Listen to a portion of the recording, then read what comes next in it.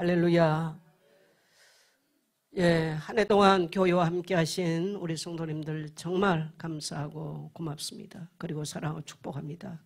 예, 우리 옆에 성도님들에게도 그렇게 축복합시다. 한 해 동안 예배 가운데 함께 하신 성도님을 사랑하고 축복합니다.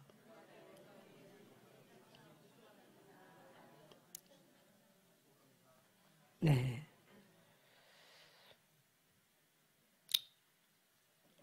한 번 더 할까요? 우리 공동체가 되어주셔서 감사하고 감사합니다.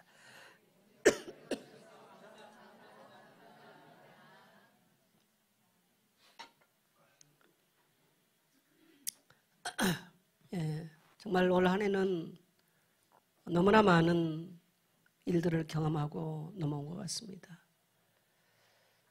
사상 초유의 대통령이 계엄을 선포하고 실패가 되어 체포령이 내려지는, 저는 사실 뉴스를 지금 안 보고 있습니다만은 이러한 일들을 목도하고 있습니다. 너무나 나라의 상황을 보면 너무나 마음이 아픕니다. 사람들은 이제 친구들 간에도 말을 하기가 무서워요. 너무나 극단적 사고들이 팽배해서 말 한마디 잘못하면 친구들하고도 대화를 하다가 싸울 기세가 되어집니다. 우리는 분명하게 자유 대한민국 안에 살고 있는데 이 사상의 대립이 너무나 극단적으로 치닫고 있는, 저는 이제 우리의 힘으로 극복하기는 너무나 어려운 시간표를 왔다라고 생각합니다. 그래서 이 송구영신 예배를 맞으면서 정말 하나님께 경배하는 하나님의 백성들을 통해서 이 민족과 이 땅이 치유되기를 저는 간절히 소망해 봅니다. 우리가 정치를 탓하기 전에 교회는 얼마나 혼란스럽습니까? 지금 교회가 위기를 만났다고 그러는데 그 위기를 만난 저는 첫 번째 이유 중에 하나가, 물론 코로나라고 하는 큰 시대의 재앙을 겪어오면서 많은 패러다임이 바뀐 것도 있습니다만은 가장 저는 어려움을 꽂으라면 교회의 신뢰도 추락이라고 생각합니다. 거기에는 목회자들에 대한 신뢰가 추락한 것이 사회에 미친 영향이 엄청나다. 그리고 또 교회 중직자들이나 성도들의 삶이 세상 가운데 미치는 영향들, 신뢰하지 못한 이런 부분들이 우리 대한민국 사회에 굉장히 악영향을 미치면서 교회를 향한 신뢰도는 너무나 많이 추락해 있다. 물론 그것 또한 저는 하나님이 하실 일을 신실하게 믿습니다. 이러한 일들을 통해서 하나님께서 이루실 일들을 하나님은 새롭게 고쳐나가실 것이고 회복시켜 나가시겠죠. 또 우리 교회적으로는 또 교단의 문제를 이제 우리가 극복을 하고 새롭게 출발하는 큰 어려움 속에 결단하고 새로운 출발을 선포하는 이런 일도 있었습니다. 돌이켜보면 정말 경량을 겪은 이러한 시간들을 지나왔어요. 그래서 국가로 봐도, 오늘 우리 한국 교회와 우리 또 교회들을 봐도, 또 무너져버리는 성도들의 심령들을 바라보면서 마치 출애굽을 할 때 홍해바다에서 홍해바다를 건너갈 것이냐 못 건너갈 것이냐, 건너가야 가나안 복지를 향해서 가는 새 시대가 열린 것처럼 그 홍해바다 앞에 서 있던 모세의 심정을 많이 생각해 봅니다. 우리는 개인적으로도 그렇고 가정적으로도 그렇고 국가적으로도 많은 어려움이 지금 몰려오고 있습니다. 마치 우리의 힘으로는 이 불가항력적인 이러한 어둠의 세력들이 몰려오고 있는데, 그러나 하나님을 찾는 하나님의 백성들을 통해서 하나님의 위대한 역사는 다시 써내려갈 것을 확신합니다. 오늘 우리는 그러한 하나님의 신실하심을 바라보면서 우리 하나님 앞에 예배해야 될 줄 믿습니다. 우리나라적으로는 내년 되면은 광복 80주년이 되죠. 1945년 8월 15일 날 광복이 됐으니까 이제 광복 85주년이 되는 거예요. 80주년이 되는 거죠. 중요한, 이제 광복 80주년이 됐다면 국가적으로도 이제 성숙해져야 될 그런 시간표가 아니겠는가. 그래서 저는 지금 우리 대한민국 겪고 있는 이 소용돌이가 우리 민족 전체가 성장해 나가고 경제뿐만 아니라 성숙해지는, 의식도 성숙해지는 그러한 해가 되기를 간절히 소망합니다. 그래서 새로운 우리 영적인 광복이 우리 민족과 우리 한국 교회 안에 일어나기를 소망합니다. 그리고 선교적으로는 우리가 이제 선교 140주년을 맞게 됩니다. 어떻게 보면 짧다면 우리 기독교 역사 속에서 짧다면 짧다라고 말할 수 있고 길다면 긴 시간이에요. 이제 긴 시간이 오면 잘못하면 노화로 가게 되는데 노화가 아니라 우리 한국교회가 다시 역동적으로 비상하면서 하나님께서 이 시대와 우리 민족에게 또 우리 한국교회에게 맡긴 사명을 감당해낼 수 있는 성숙되어지고 복된 우리 한국교회가 되기를 간절히 소망합니다. 우리 성도님들이 이러한 기도 제목을 가지고 우리가 새해를 향해서 갈 수 있기를 간절히 소망합니다. 먼저는 우리가 이제 송구라고 하는 말은 지나왔던 시간에 대한 해를 보내면서 한배 드리는 감사 예배예요. 송구 예배. 영신이란 말은 새로운 해를 맞으면서, 그래서 옛날에는 2번의 예배를 드렸습니다. 2번의 예배를. 그래서 새벽 4시까지 송구 영신 예배를 드렸어요. 그러나 지금은 저도 이제 나이 먹어서 그럴 체력도 안 되고 또 한국교회 분위기상 또 그렇게 예배하는 데가 거의가 없더라고요. 그래서 올해는 그냥 8시부터 찬양 시작해서 바로 시작을 했습니다. 그래서 우리가 먼저는 지나왔던 한 해를 돌이켜봐야 되겠죠. 저는 참 감사한 것이 많은 좀 갈등을 하면서 있었던 교단 문제를 탈퇴하게 되면서 우리 모든 성도님들이 기꺼이 결단할 수 있도록 주의 종에게 위로가 되고 힘이 되고 또 용기가 되어줘서 얼마나 감사한지 모르겠어요. 만일에 제가 앞뒤 계산을 했다면 안 했겠죠. 그러나 제가 앞뒤 계산하지 않도록 내가 진리 앞에서 내 신앙의 양심 앞에 쓸 수 있도록 우리 성도님들이 배경이 되어주고 힘이 되어줬다는 것에 대해서 너무나 감사하고 또 우리 공동체에게 너무나 감사합니다. 우리는 어려움을 겪은 것처럼 보이지만 제가 이런 고민을 오래도록 많이 할 때 제게 깨달음을 주셨던 하나님의 음성이 하나 있어요. 나를 저 13대 종갓집에서 불러내시고 끌어내셨던 나의 하나님께서 만일에 잘못된다면 나의 하나님이 나를 끌어내실 것이다. 저는 그 약속 하나를 가지고 지금까지 왔었습니다. 누구를 믿는 게 아니고 내 자신을 믿는 것이 아니라 나를 저 멸망에서 건져내신 나의 하나님이 하나님의 시간표 속에서 때가 되면 나를 끌어내실 것이다 라고 하는 그 확신을 가지고 왔었죠. 어떻게 보면 늦은 것처럼 보이지만 하나님의 정확한 시간표라고 확신합니다. 그래서 이제 우리 교회는 새로운 출발을 하게 되는 것입니다.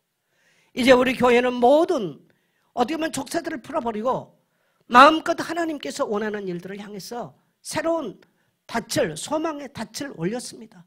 우리 모든 성도님들이 한 마음과 한뜻 되어 이 소망의 향구를 향해서 나갈 수 있게 되기를 주의 이름으로 축원합니다. 그렇다면 우리에게 있어서 미래를 가는 데 있어서 가장 중요한 건 뭐냐면요, 이전 일에 대한 묶임들, 이걸 잘라버려야 돼요. 만일에 배가 넓은 바다를 향해서 가는데 항구에 묶여있다면 그 배는 절대로 넓은 바다를 향해서 갈 수가 없습니다. 그래서 여러분 올 한 해를 지나오면서 하나님께 여러분 모든 지나온 일들에서 감사하게 되시를 축복합니다. 하나님은 이사야를 통해서 이사야 43장 18절을 보면 너희는 이전 일을 기억하지 말며 옛날 일을 생각하지 마라. 여러분 우리가 자꾸 옛날 일에 묶여있고 과거 상처에 묶여있고 과거 아픔에 묶여있는 것만큼 우리 인생에 부정적 영향을 미치는 것이 없어요. 우리가 미래를 향해서 나가려면 이전 일들에 대한 처리가 분명해야 됩니다. 찰리 채플린, 여러분 영국의 희극 배우죠. 찰리 채플린이 이런 말을 했어요. 사람들을 멀리서 보면 모두가 다 희극 배우 같다. 그렇죠? 연예인들이나 이런 사람들 보면요, 저 사람들 막 엄청나게 돈도 많이 번 것 같고 그 사람들 인기 뭐 엄청나잖아요. 부럽잖아요. 그들을 보면은 세상에 문제될 게 하나도 없는 것처럼 보여요. 근데 채플린이 이런 말을 해요. 그러나 가까이서 사람들을 본다면 모두가 다 자기가 비극의 비극의 주인공 같다. 어떠세요? 맞죠? 여러분, 사람을 개개인마다 들여다보면 슬픈 사연이 없는 사람이 없어요. 그래서 우리말로 이렇게 표현하잖아요. 소쩍새 우는 사연이 없는 사람이 없다. 맞습니다.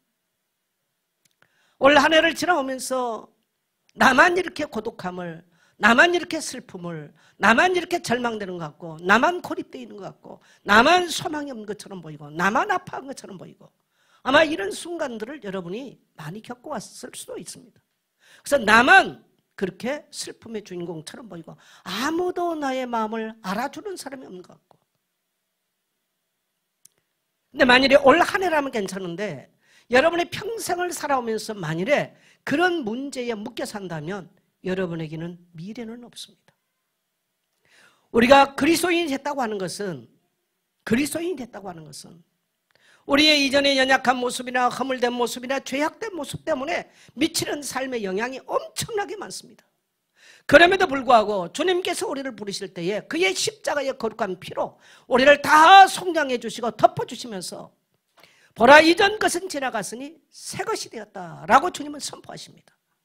할렐루야. 그래서 우리의 아픔도 우리의 슬픔도 우리의 가난함도 우리의 모든 것도, 그래서 사도 바울의 표현은요, 그리스도 안에서 이 말을 굉장히 많이 해요. 나의 능력이 아니에요. 우리는 그리스도 안에서 얼마든지 우리의 믿음이 있다면 얼마든지 하나님이 하신 새로운 일들을 경험할 수 있다는 겁니다. 이것이 우리가 예수 믿고 받은 가장 큰 축복이에요. 그래서 여러분, 이전에 여러분이 잘못된 경험이나 상처나 아픔이나 슬픔이나 여러분의 문제, 따라합시다. 이전 것은 지나갔습니다. 그래서 그 모든 것들 여러분은 감사하십시다. 우리는 나라에 지금 어려움이 참 많은데 너무나 비판한 쪽으로 많이 가면요, 나라가 자꾸 부정적으로 가는 거예요. 따라합시다. 우리 하나님 감사합니다. 우리 대한민국 너무나 살기 좋은 나라입니다. 해피코리아입니다. 여러분 주변에 누가 헬조선이라고 말할 때 바로 고쳐주세요. 혹이라도 여러분의 자녀들에게는 그런 거 심지 마세요. 우리 대한민국만큼 살기 좋은 나라 없습니다. 저는 우리 대한민국은 너무나 복된 나라라고 생각합니다. 동의하십니까? 네. 여러분의 가정 어떻습니까? 나만 슬픈 것 같고, 나만 이상한 남편 만난 것 같고, 나만 이상한 아내 만난 것 같고, 나만 이상한 부모 만난 것 같습니까? 아니에요. 사람의 행복은 어떤 조건이 아니에요. 내가 어떻게 생각하느냐. 따라합시다. 인생은 해석이다. 인생은 해석이에요. 믿으시면 아멘 하세요. 저는 많은 질병을 넘어왔습니다만은 여러분, 이 질병이 내게 없었다면 제가 어떻게 가서 나의 인생 에너지를 쏟고 살았겠어요? 너무나 감사한 일이죠. 이러한 수많은 죽음의 고비, 수많은 질병이 하나님을 깊이 사모하고 하나님의 이 살아계신 하나님을 경험할 수 있는 내게는 엄청난 축복의 통로였어요. 인생은 해석이에요. 여러분이 경험했던 지난날의 아픔과 상처를 불행으로 해석하지 마세요. 따라합시다. 하나님이 함께 하셨습니다. 그래서 이전의 일을 기억하지 말고 지나왔던 일에 묶이지 마십시오. 우리가 이 심리학에서도 양자 물리학에서 상처가 많은 사람은 절대로 미래를 못 간다 그럽니다. 왜 그러냐면요, 상처는 계속 양자 파동을 일으켜요. 그럼 문제를 일으키는 거예요. 그래서 부모로부터 받았던 상처나 환경으로부터 받았던 상처에 매입버리면요, 한 치 앞도 미래를 못 가요. 생각이 좁아져요. 늘 두려워해요. 그리고 남에게 핑계대요. 여러분, 하나님은 소망의 미래를 저와 여러분에게 준비하시고 우리 민족 앞에도 준비하시고 마음껏 우리가 그리스도 안에서 새로운 하나님의 역사를 맛보기를 원하신 줄 믿습니다. 그래서 모든 우리 이전의 일들을 다 그리스도 안에서 지나감을 선포하시고, 그래서 모든 일 가운데 주님이 동행하셨어요. 이사야 43장 2절을 보면 내가 물 가운데 지날 때에 내가 너와 함께 할 것이라. 아멘입니까? 또 강을 건널 때에 물이 너를 침몰하지 못할 것이며 내가 불 가운데 지날 때에도 타지 아니할 것이요 불꽃이 너를 사르지 못하리니. 우리가 물 가운데 지날 때에, 우리가 강물이 범람할 때에도, 우리가 불 가운데 지날 때도 그것들이 우리를 삼키지 못한다는 거예요. 아멘. 그래서 우리는 이러한 척박한 광야 같은 인생을 올해도 살아왔고 또 우리 인생 전체를 볼 때 그런 것처럼 보이지만은 내 눈에 보이지 않았지만 우리 하나님께서 물 가운데도 불 가운데도 적막한 사막 가운데서도 저와 여러분과 동행하셨음을 감사하게 되시길 바랍니다.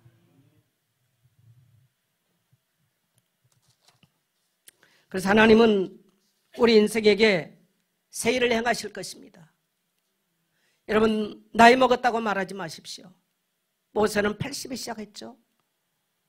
아브라함도 80에 시작했습니다. 그 말은 무슨 말이냐면 하나님의 일과 때는 나이가 없다라는 거예요. 그럼 병든 자에게는 끝났냐? 아니에요. 병든 자에게도 하나님은 그 질병을 통해서 하시는 겁니다. 가난한 자는 어떻냐? 하나님은 그 가난 가운데서도 역사하시는 것입니다. 문제는 우리는 그 하나님에 대한 기대가 없다라는 거예요. 하나님은 이사야 43장 19절에 오면 보라 내가 새를 행하리니 이제 나타날 것이라 너희가 그것을 알지 못하느냐? 반드시 내가 광야의 길을 사막의 강을 내리니. 주님께서 하실 일을 이제 하나님께 새 일을 행하실 하나님께 소망을 두며 하나님이 하실 일을 소망을 두며 살아가는 새해 되기를 축복합니다. 여러분 우리가 하나님께 대한 소망이 없다면 얼마나 우리 인생이 비참해요. 여러분 소망이 없는 인생만큼 비참한 인생이 없어요. 근데 우리 그리스도인들이 참 복된 게 뭐냐면요, 우리 그리스도인들은 항상 뭐가 있어? 따라합시다. 소망이 있다. 우리 그리스도인들은 항상 소망이 있는 거예요. 그게 감사한 거예요. 가장 어리석은 사람은 뭐냐면 자포자기하는 거예요.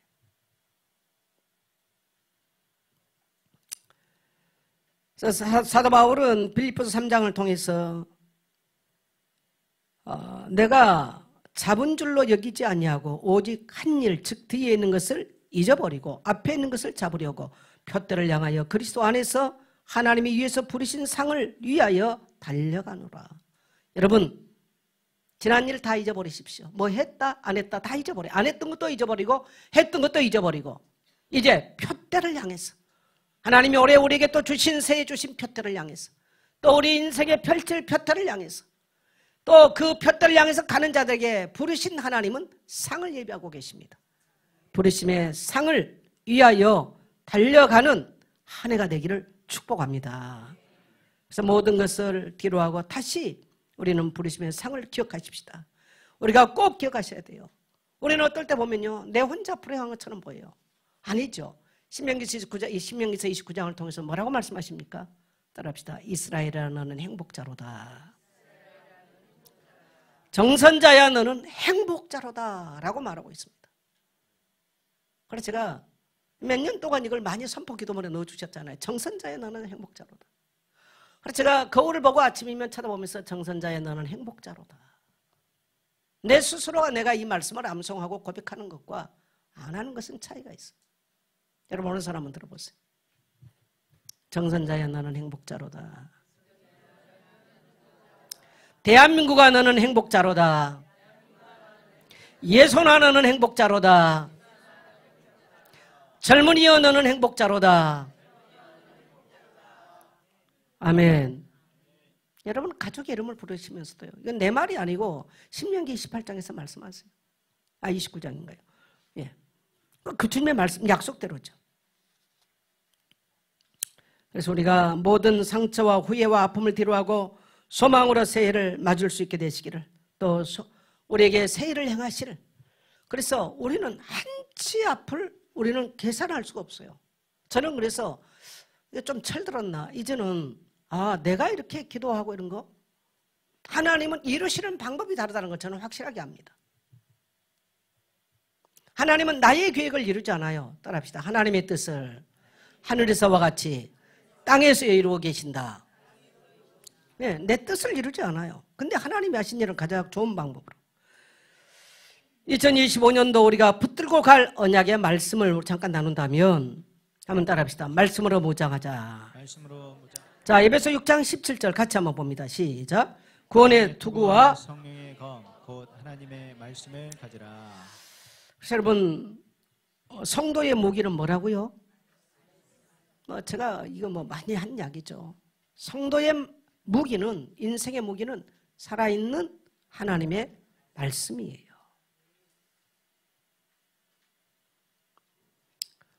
우리 인생에게 얼마나 거짓 적군이 많이 우리를 공격한지 몰라요. 너는 불행한 사람이야. 너는 돈이 없으니까 너는 망했어. 너는 이래 하니까 너는 실패했어. 얼마나 사단의 거짓 메시지들. 이 사단의 공격들이 얼마나 강한지 몰라요. 정말 우리가 하나님의 말씀을 붙잡지 않으면요, 죽는 거예요. 우리는 죽어요. 그냥 우리 영이 죽어버려. 얼마나 강력한 이 강력한 진들이요 우리를요 애워싸는지 모릅니다. 저희 정도 나이가 되면 친구들을 만나고 대보면요 인생에 향방이 없어요. 근데 그래도 예수 믿고 뭐 권사되고 교회에서 중요한 일들을 맡고 이런 친구들이 가끔 전화 오면요, 저희들 나이에도요 할 일이 분명하고 소망이 있어요. 그리고 뭔가 삶이 형통해요. 제가 볼 때. 또 나이가 있어도 인생에 할 일이 분명해요. 근데 그렇지 못한 사람들은 이제 우리 정도 나이 되면 이 땅에 무슨 얼마나 익사이팅할 일이 있겠어요. 재밌는 일이 별로 없어요. 근데 우리는 그렇다고 우리가 소망이 없냐? 그렇지 않아요. 할렐루야. 할렐루야. 그래서 우리가 인생 마칠 때까지 무장하고 서야 될 것은, 대한민국을 여러분 무장시킬 것은 군사, 이건 물론 좋아요. 우리 강대국 돼야 됩니다. 그야말로 부국 강병이 돼야 돼요. 그러나 그것보다 중요한 것은 우리 대한민국이 하나님의 말씀으로 무장하지 않으면 이 사방으로부터 밀려오는 대한민국 어떻게 지킬 수 있겠습니까?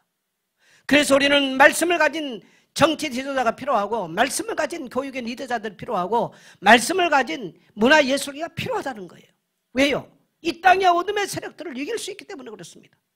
우리 개인, 우리 인생에 있어서 원수를 대적할 수 있는 무기, 인생의 문제를 물리칠 수 있는 무기, 험난한 우리가 세상을 이길 수 있는 힘은, 따라합시다, 거룩하신 하나님의 말씀입니다. 네, 거룩하신 살아있는 하나님의 말씀이에요. 이 하나님의 말씀은 살아있기 때문에 우리가 우리 가슴 속에 이 말씀을 품고 살아가면요, 말씀은 살아서 역사하게 되어 있습니다.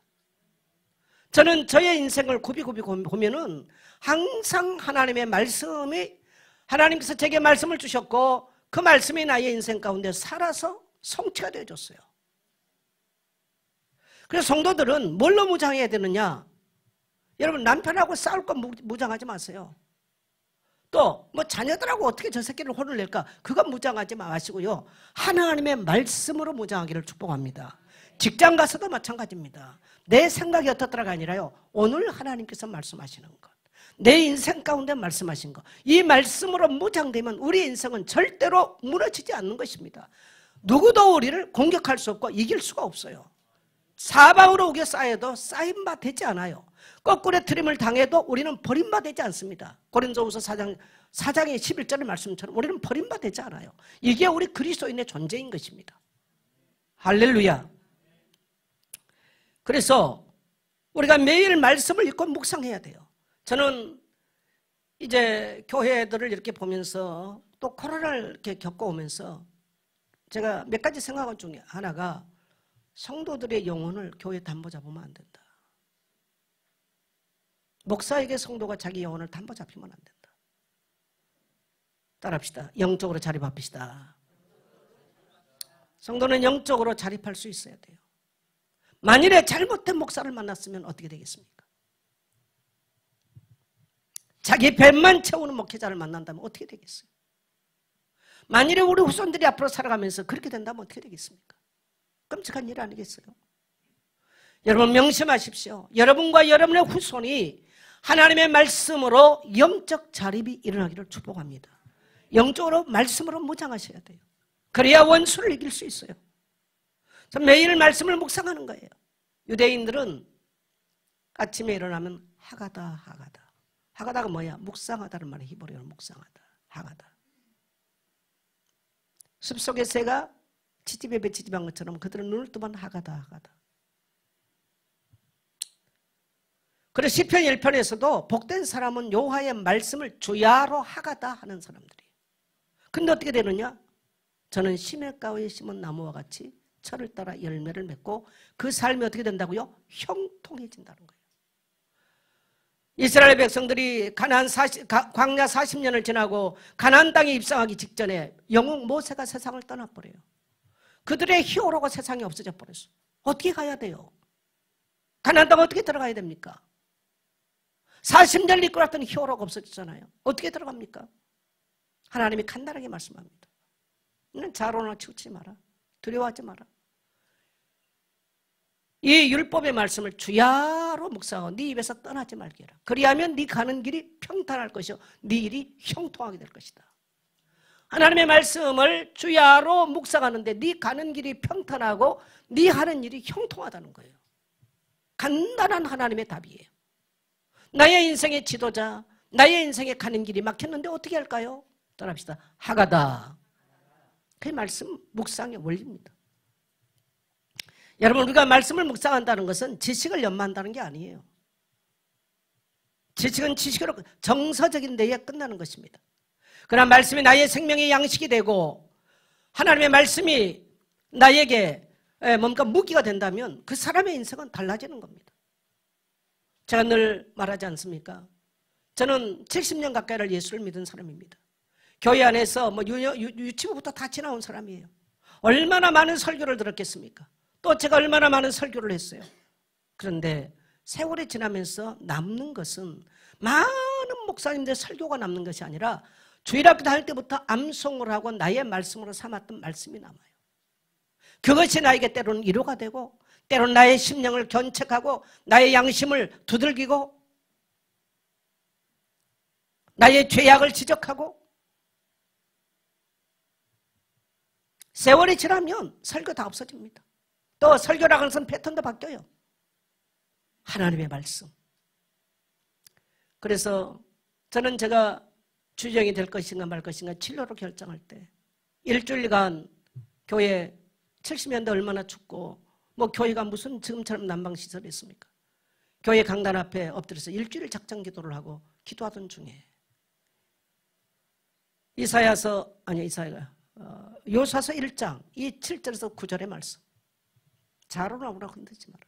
내가 어디로 가든지 너와 함께 할 것이다. 제가 어렸으니까 잘 몰랐죠, 그 말씀. 하나님께서 지금까지. 그래서 제가 인생에 어려움이 오고 내가 뭔가 고민에 깊이 빠질 때 하나님께서 그때 주셨던 말씀을 생각하는 거예요. 자로나 오라 흔들지 마라. 네가 어디로 가든지 내가 너와 함께 할 것이다. 하나님은 신실하게 저를 약속을 이루어 주셨어요. 저는 그래서 나의 하나님, 내가 경험하신 나의 하나님은 신실하신 하나님이셨다. 할렐루야. 제가 신학교 갈 때도 신학교 가려고 기도하지도 않았어요. 일주일 동안 산에서 기도하는데 요한복음 21장 내 어린 양을 먹이라. 저는 교사라는 얘기인 줄 알았어요. 저는 그 전에 사회복지를 했던 사람이에요. 불황인대로 살았던 사람이에요. 내 뜻밖의 신학교를 가게 되고 오늘 제가 목사 된다는 건 상상도 못한 일이었습니다. 이렇게 완전히 저의 인생의 구비구비마다 하나님 말씀하시고 말씀을 이루셨던 하나님이라는 거예요. 근데 이러한 말씀은 나의 심령 깊은 곳에 수십 년의 세월이 지나왔음에도 불구하고 나의 심령 깊은 곳에 뿌리를 내리고 있습니다.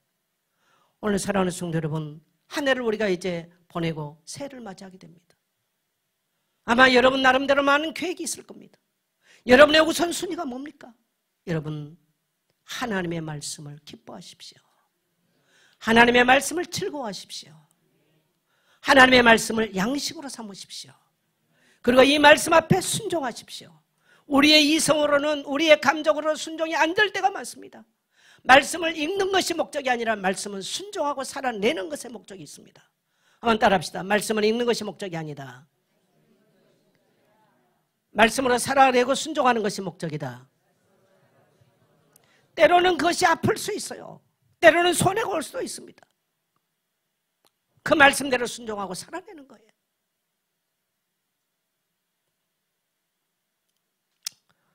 때로는 말씀 읽으면요 손해볼 때 많아요. 어떤 분이 한번 제가 몇 년 전 얘기입니다만은 말씀 읽고 그날 아침에 묵상하고 큐티하는데요. 한 2주 정도 계속 어떤 분이 빚 문제 때문에 어려움을 당하고 있는데 그 빚 갚아주라는 거죠. 그래서 제가 제 보험답게해서 빚 갚아줬어요. 몇 천만. 그 얼마나 손해본 얘기입니까? 말씀 묵상한다고 여러분 뭐 큰 복 떨어진 거 아닙니다. 따라합시다. 말씀 앞에 순종하는 것이다. 그러기 위해서 우리는 살아내기 위해서 말씀 읽고 묵상하는 것입니다. 하나님의 약속은 말씀을 읽고 묵상하면 하나님은 분명히 형통한다고 약속하셨어요. 그리고 우리의 영혼의 양식이 풍성해지면요, 우리는 원수의 대적을 이길 수 있는, 원수의 공격을 이길 수 있는, 우리의 감정을 이길 수 있는, 우리의 뭔가 대적들을 이길 수 있는 힘이 생기는 것입니다. 그래서 여러분 2025년도를 살 때 우리 온 성도가 말씀 읽는 것이 중요해요. 왜? 계시록 1장 3절을 보면 이 말씀을 읽는 자와 듣는 자와 행하는 자가 복이 있다고 그래요. 이 세 가지가 맞아야 돼. 읽는 자, 듣는 자, 행하는 자. 행한다고 하는 것은 삶으로 산다는 이야기예요. 네. 그래서 모든 목장에서도 이것을 할 수 있도록 도와주세요.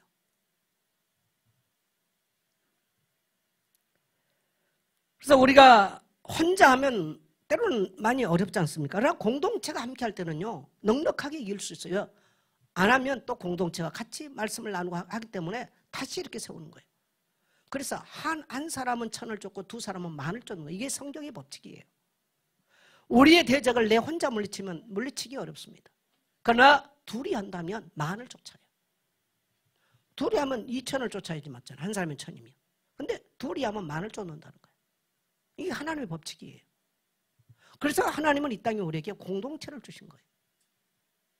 공동체의 지체들이 또 때로는 실족하고 못할 수 있죠. 그때 함께 이렇게 세워서 함께 가는 것입니다.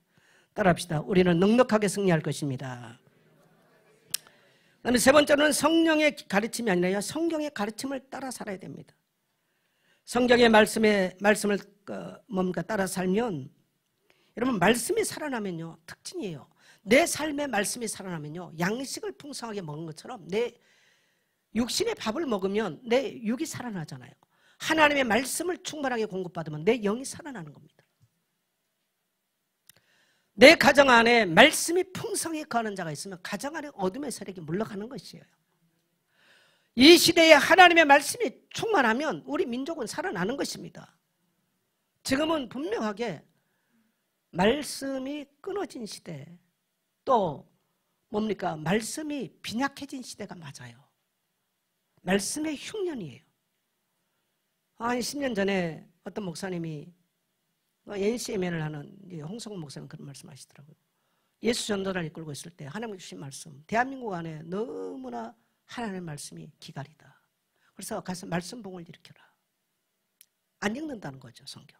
묵상 안 한다는 거예요. 그래서 예수 전도하는 그분이 그걸 놔두고 나와가지고 NCMN을 일으키면서 이제 성경 읽기 운동을 하신 거죠. 너무너무 설교 많이 들어. 유튜브 너무너무 많이 들어. 근데 자기가 말씀을 묵상하고 말씀 앞에 자기 자신이 깨진 것이 없어요. 우리가 성장할 때는 한국교회에 붕사경회가 있었습니다. 일주일씩 성경을 가르치면서 집회를 했어요. 그걸 사경회였어요, 사경회. 그때 다 은혜 받고 하나님 말씀 앞에 우리 자신들이 깨져나갔죠. 지금은 그게 없어요. 성도들이 귀에 좋은 말 많이 합니다. 죄송합니다. 저도 목사인데 똑같죠. 저를 빼고가 아니에요. 이러면서 한국교회는 지금 힘을 잃어가고 있습니다. 저는 우리 한국교회가 하나님이 우리 한국교회 사랑하시기 때문에 새로워질 걸 확신합니다. 또 너무나 훌륭한 성도들 너무 많아요. 한국교회 사실은. 또 훌륭한 주의종들 너무 많습니다. 그래서 하나님이 분명하게 우리 대한민국을 사랑하고 계시고, 그래도 이렇게 많이 성경이 보급된 나라 세계 없을 겁니다.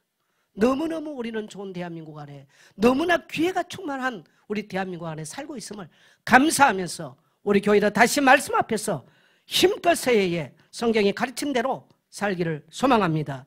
그러면 가정과 교회가 살아날 것입니다. 성도를 만나면 내가 오늘 이 말씀 앞에 내가 이렇게 했습니다. 내가 이 말씀 때문에 이렇게 순종했습니다. 라고 하는 고백들이 목장마다 교회 공동체가 만날 때마다 이런 고백과 간증들이 난다면요, 교회 전체가 살아나는 거예요. 할렐루야. 예, 교회가 소망이 충만해질 거예요. 교회에 희망이 가득해질 것입니다.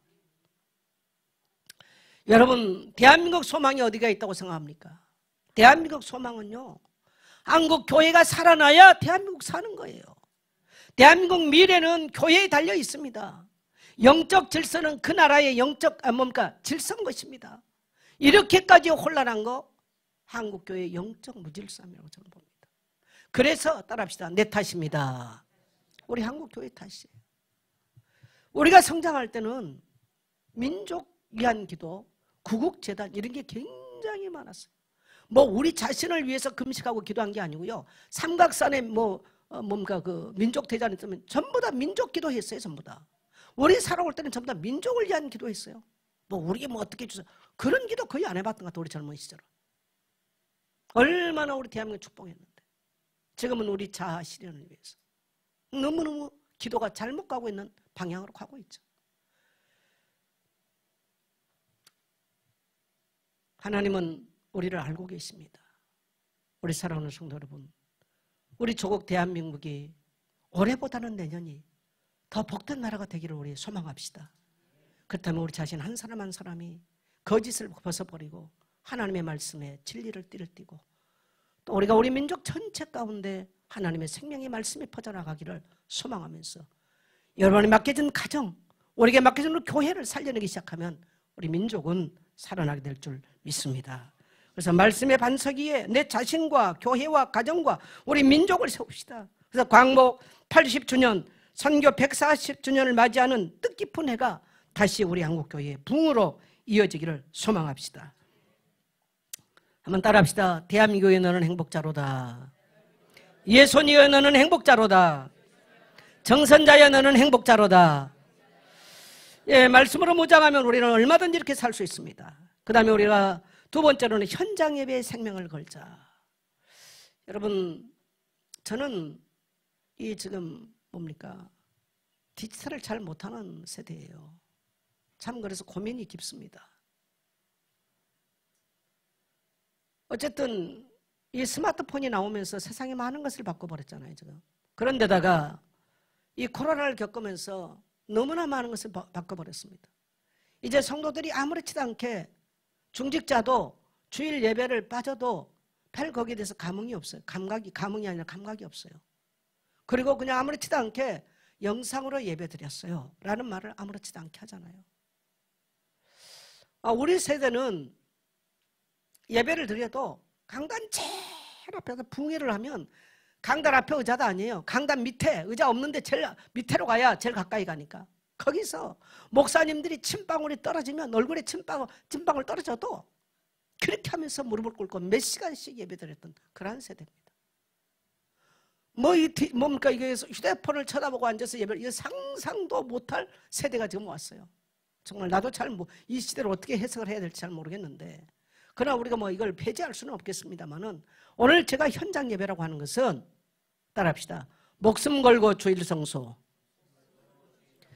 이거를 우리 한국 교회가요.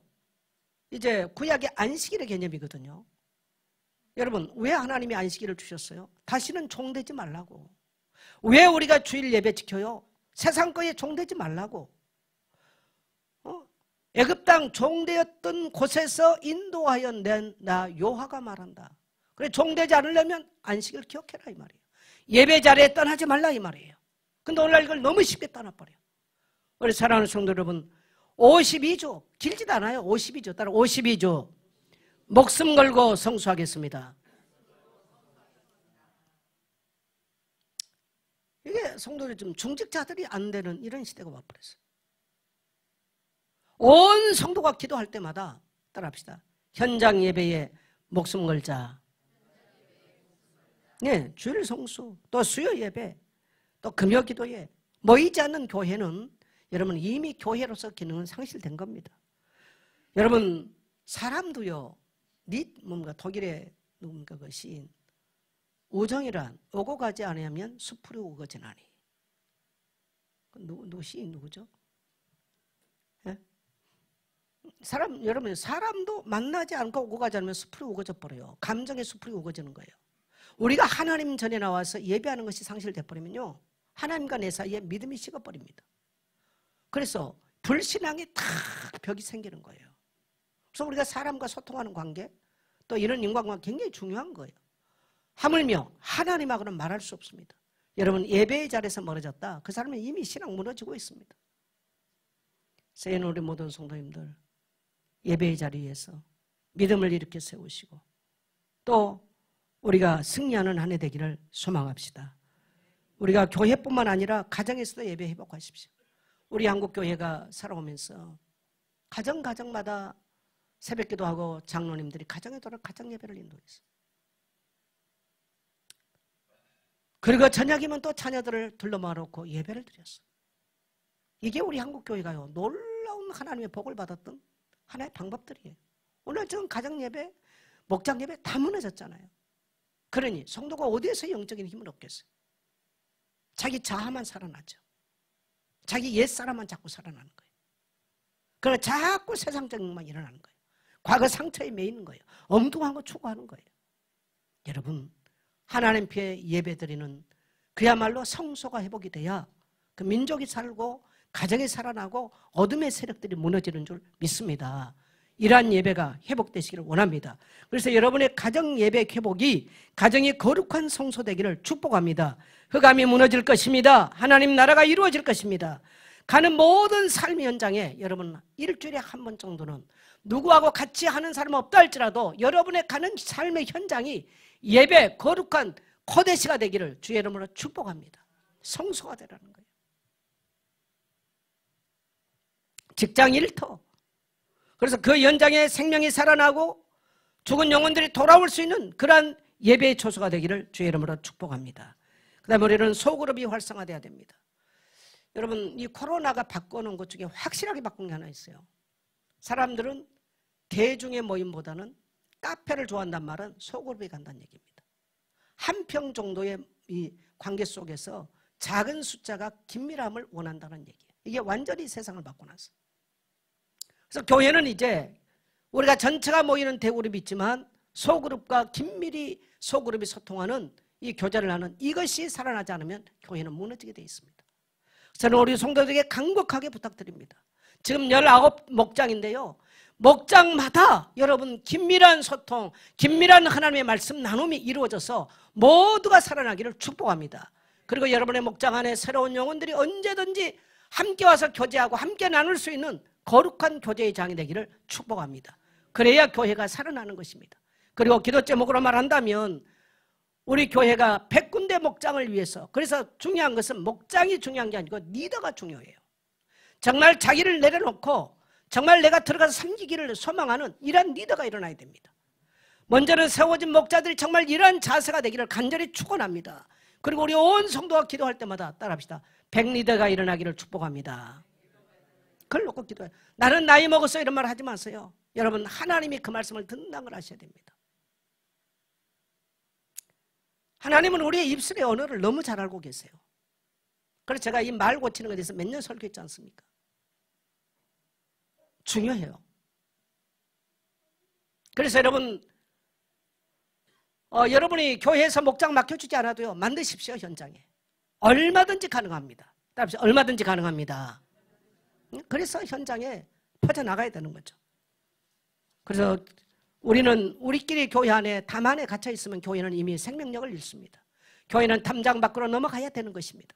그래서 여러분이 가는 모든 삶의 현장에서 함께 예배할 초소를 만들고 복음받을 자들이 함께 와서 여러분과 거룩한 교제를 이루고 부담 없이 여러분과 소통할 수 있는 그러한 소그룹의 장이 되시기를 주의 이름으로 축복합니다.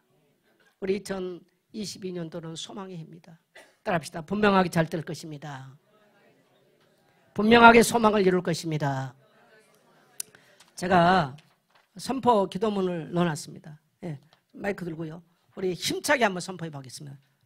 예, 2025년도 선포 기도문 시작. 우리 대한민국은 거룩한 영적 광복이 회복된다. 우리 한국교회와 우리 예선교회는 다시 선교한국의 거룩한 도약이 일어난다. 나는 지나온 모든 것들에 감사한다. 지나온 이전 일은 기억하지 않는다. 무슨 일을 만나도 하나님이 나와 동행하신다. 나와 우리 교회는 새 일을 이루실 하나님을 소망한다. 나는 표대를 향하여 부르심의 상급을 향하여 달려간다. 나 정요하는과 우리 교회와 대한민국은 행복자다. 나는 나와 가정과 대한민국을 살아나게 하리라. 나와 우리 교회는 2025년의 말씀으로 무장하고 승리하리라. 나는 무슨 일이 있어도 성경을 읽고 묵상하는 일에 목숨 걸리라. 나는 성경이 가르치는 대로 순종하고 실천하리라. 나는 52주 주일 성수 현장 예배에 생명 걸리라. 나와 우리 가정이 예배하는 거룩한 청소가 된다. 내가 가는 직장과 삶의 현장이 예배의 처소가 된다. 우리 교회 공동체를 살리는 길은 소그룹 목장을 살리는 것이다. 모든 목장마다 부흥이 일어난다. 100군데의 목장이 세워지며 사명을 감당할 리더가 일어난다. 아멘, 아멘. 예. 기도 제목을 하나 더 말한다면 성도들을 좀 이제 다 좀 돌아보고요. 신방할 수 있는 기동력이 필요합니다. 이런 사역자가 지금 교회에 시급하게 필요하고요. 꼭 성도님들 기도해 주시고, 그 다음에 교회 예배에 피아노 반주자 정말 필요합니다. 그래서 우리 성도님들 기도할 때 꼭 기도해 주시기를 축복합니다.